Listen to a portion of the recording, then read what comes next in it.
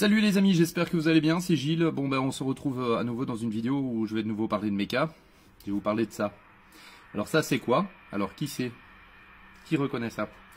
Ah ben, en fait c'est un filtre à huile, mais c'est pas un filtre à huile, c'est pas n'importe quoi. Donc pour tous ceux qui font pas de méca, vous allez être un peu perdus. Pour tous ceux qui sont en méca, vous allez vite comprendre. C'est pas un filtre à huile comme les autres. Généralement les filtres à huile, ben, une fois qu'on fait l'entretien, ben, il faut les jeter. Donc ça fait énormément de déchets. Et c'est des déchets qui sont difficiles à éliminer. Parce qu'il faut les traiter d'une certaine manière. Dans ce cas-ci, on n'est pas sur un filtre normal, on est sur un filtre à huile que l'on ne remplace plus. C'est un filtre à huile lavable.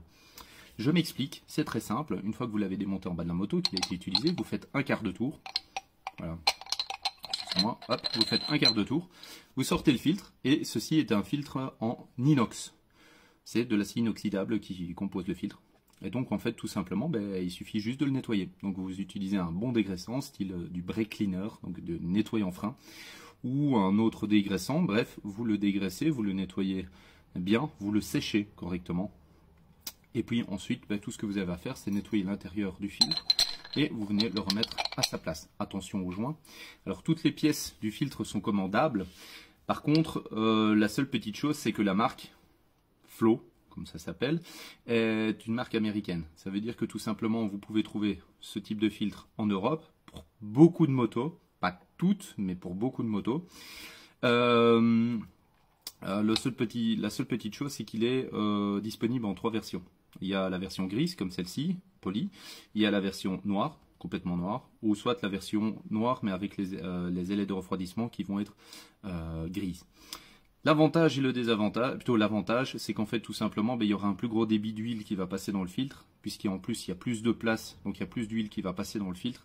Ça va permettre de mieux la refroidir. De plus, en fait elle passe beaucoup plus vite dans le filtre. Le filtre est toujours aussi bon que celui qui est prévu pour la moto d'origine.